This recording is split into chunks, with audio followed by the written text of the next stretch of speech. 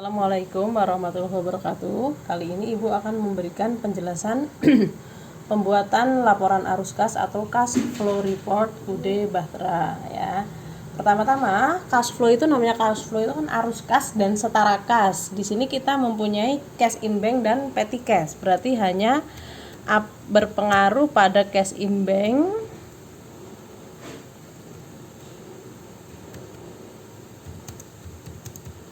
dan petty cash. Nah, sumbernya adalah dari CRG, kemudian CPG, kemudian AJP ya, adjustment, dan petty cash. Nah, sumbernya cuma dari situ aja. Ya. Nah, sekarang kita bedakan di sini pendanaannya di apa aja. Kalau arus kas ini kita klasifikasikan yaitu arus kas dari aktivitas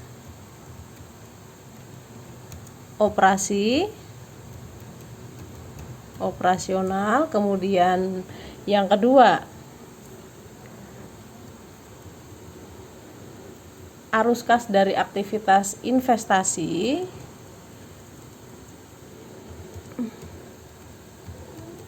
nah, kemudian kita klasifikasikan dulu arus kas dari aktivitas pendanaan itu. Nah, pendanaan. Nah, kurang A ya. Nah, aktivitas dari arus kas dari aktivitas operasional itu yang untuk pembayaran beban, pembayaran penerimaan piutang, pembayaran utang, pembayaran gaji dan lain-lain ya.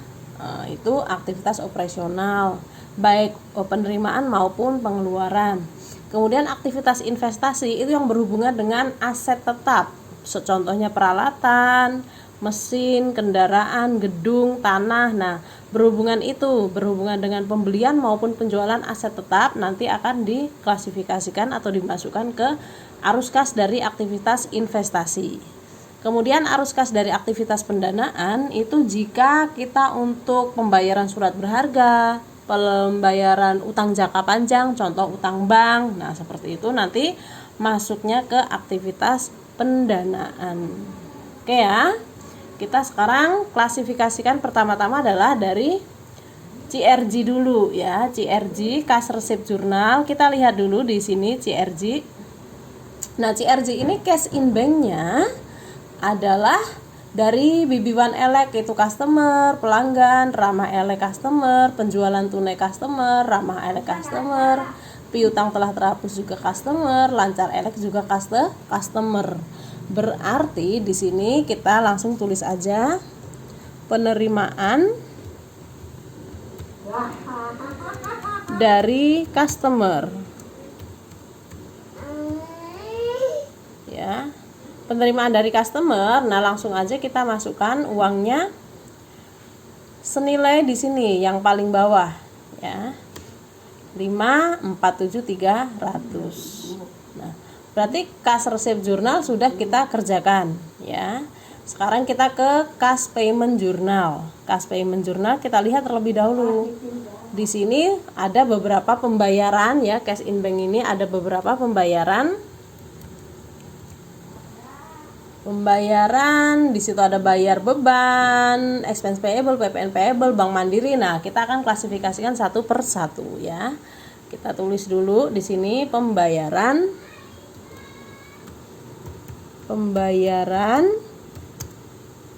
PPN expense payable.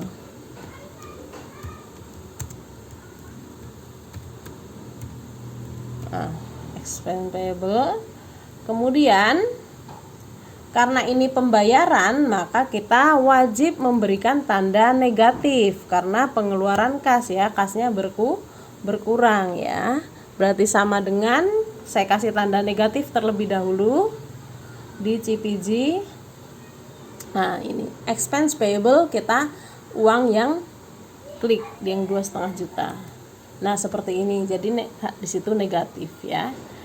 Kemudian kedua adalah CPG ya. Ini PT Gilang Cahaya, ini yang sudah dikerjakan saya kasih warna hijau ya. PT Gilang Cahaya, PT Gilang Cahaya ini adalah supplier. Jadi kita pembayaran kepada supplier keterangannya ya. Pembayaran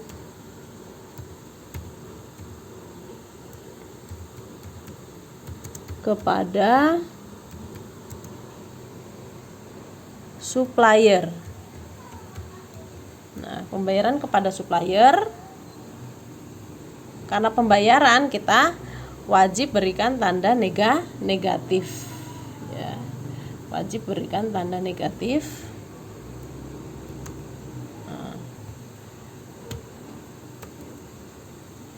Negatifnya negatif sini. Negatif ini ya. Nah, ini saya kasih zoom aja. Up. Zoom. Nah, negatif ini yang PT Gilang. Kemudian PT Cahaya kita klik ya. Kemudian kita tambahkan PT Gilang lagi di tanggal 18. Kemudian kita tambahkan lagi PT Adijaya tanggal 23. Sehingga hasilnya menjadi pembayaran kepada supplier 355.300. Kita tandain lagi yang sudah kita kerjakan. Kita tandain.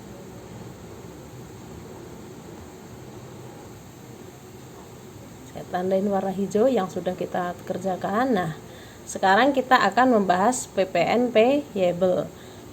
Kita isi di sini pembayaran PPN payable. Ya, sama tadi nilainya sama dengan PPN payable di sini 1.500.000 ya. Ingat kita kasih tanda negatif. Ya, negatif 1.500.000. Kemudian kita kasih warna hijau untuk menandakan. Nah, sekarang tinggal Bank Mandiri Loan dan Interest Expense. Pembayaran Bank Mandiri Loan dan Interest Expense. Pembayaran karena Bank Mandiri Loan itu tadi adalah aktivitas pendanaan ya, karena dia utang jangka panjang ya. Pendanaan. Di sini Bank Mandiri Loan. Bank Mandiri Loan.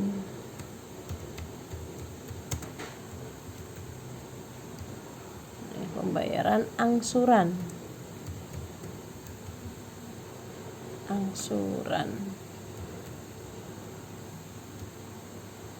Nah, pembayaran angsuran Bank Mandiri Loan. Nah, uangnya langsung di sini aja. Sejumlah kita ambil di CPG sejumlah 16 juta, bukan 19 juta, karena yang 3 juta adalah interest expense. Nah, 16 juta ingat kita kasih tanda negatif karena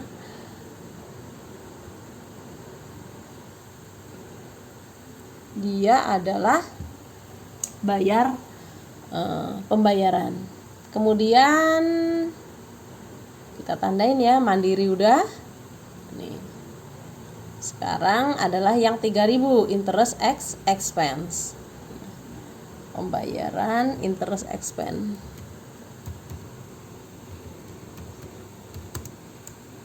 Interest expense. Nah, pembayaran interest expense nilainya adalah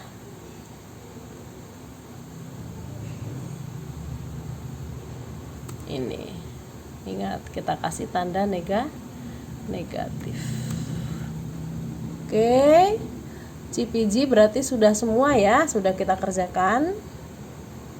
Nah, sekarang ke lainnya. Lainnya adalah nih, CPG udah saya kasih warna biru. Nah, sekarang AJP. Nih, CPG udah, CRG udah, CPG udah, sekarang AJP. Ya. AJP kita langsung buka aja di AJP. Nah, ini cash in bank hanya terjadi satu kali, yaitu di sini senilai 5.070.000. Nah, namanya adalah penerimaan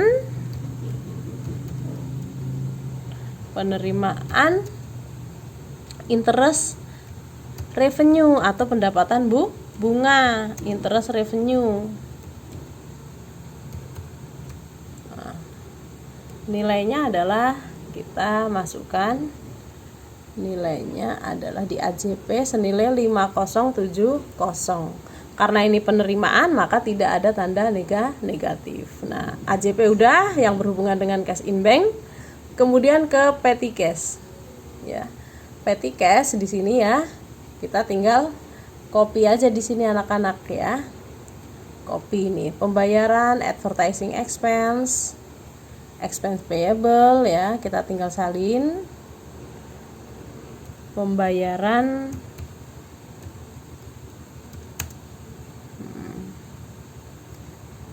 advertising expense,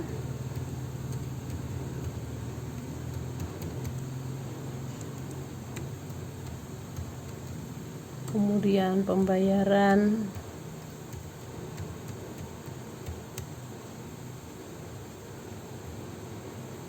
expense payable,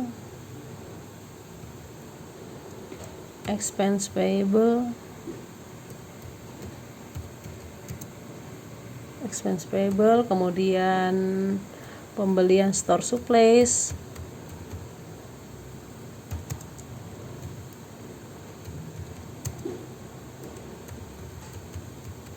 kemudian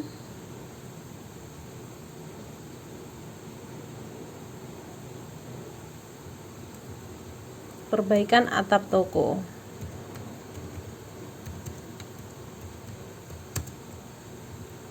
Nah, kita masukkan angkanya satu persatu ya, secara berurutan di petty cash ini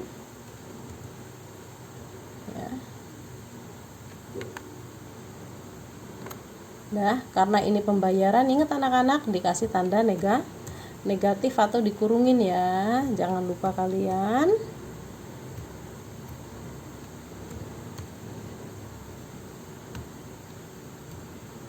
Nah, sudah. Kalau sudah, kita total, atau kita kalau pakai kalkulator berarti yang positif dikurangkan ya, kamu jumlah yang negatif itu sebagai pengurang. Nah, ini 187.020 ketika di total ya, misalnya 547.300 kurangin 2.500.000 dikurangi 355.300 dikurangi 1.500.000 dikurangi 3 juta ditambah 5.070.000 dikurangi 675 dikurangi 975 dikurangi 900 dikurangi 500.000, hasilnya adalah 187.200. Nah, ini penamaannya adalah karena ini hasilnya positif, maka kita namakan dengan Ctrl B ya, kenaikan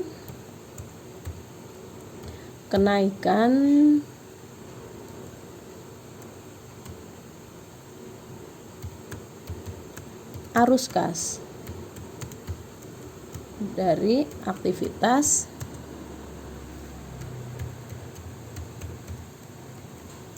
operasional biar sama operasional ya. Ini seperti ini, jadi runtut dan runut. Kemudian arus kas dari aktivitas investasi, kita lihat di sini arus kas dari aktivitas investasi nilainya berapa, ada nggak kita berhubungan dengan aset tetap? Tidak ada ya, di sini langsung kita tulis 0 aja nggak apa-apa.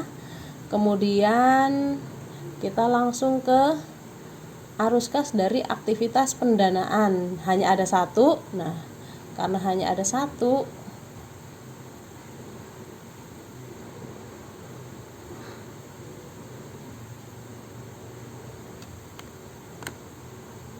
maka ini kita langsung cari selisihnya aja. Ya, cari selisihnya aja. Di sini langsung cari selisihnya, yaitu 187 dikurangin 16 juta. Nah, ini namanya adalah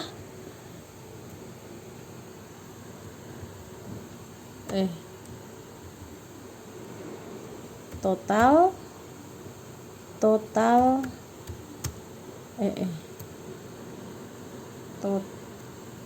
arus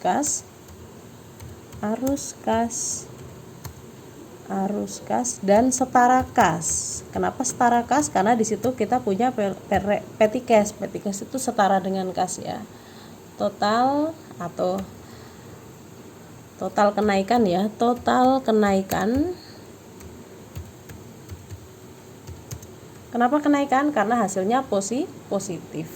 Kalau negatif berarti penurunan. Ini salah mencet, sorry. Seperti ini, total kenaikan arus kas dan setara kas ini. Kemudian kita harus tambahkan dengan saldo awal. Saldo awal kas dan setara kas.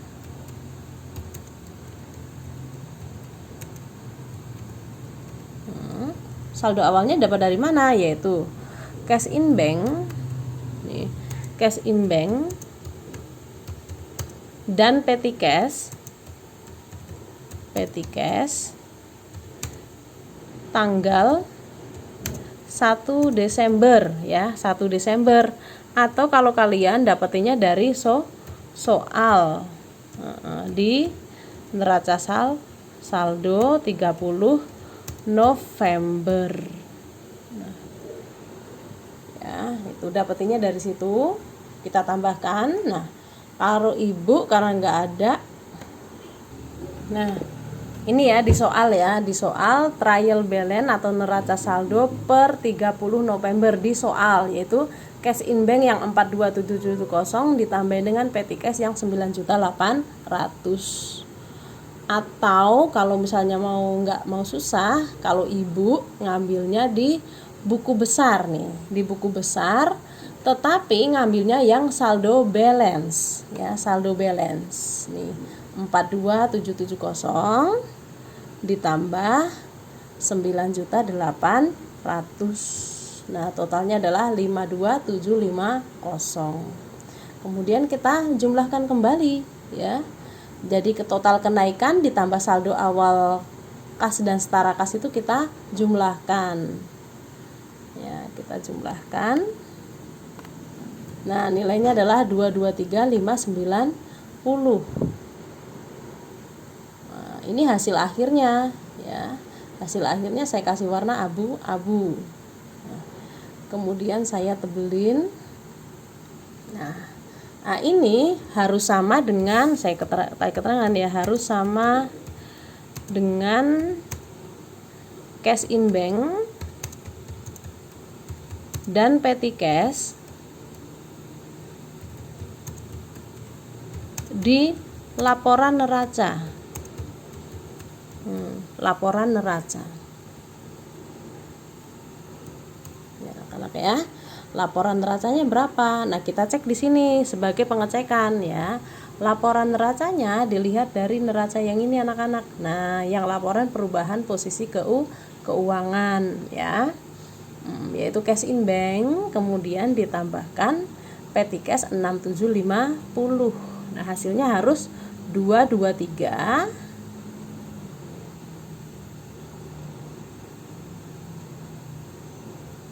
590 dan hasilnya ternyata sama anak-anak ya. Kita cocokkan di neraca atau laporan posisi keuangan juga 223, petty cash ditambah cash in bank. Kemudian di laporan arus kas juga sama. Nah, ini namanya adalah saldo. Saldo akhir. Ya, dinamakan saldo akhir kas dan setara kas. Nah, ini endingnya. Salah. Nah, seperti ini. Saldo akhir kas dan setara kas. Jawabannya ya. Nah, demikian pembahasan mengenai pembuatan laporan arus kas atau cash flow report. Silakan dicoba di rumah anak-anak. Assalamualaikum warahmatullahi wabarakatuh.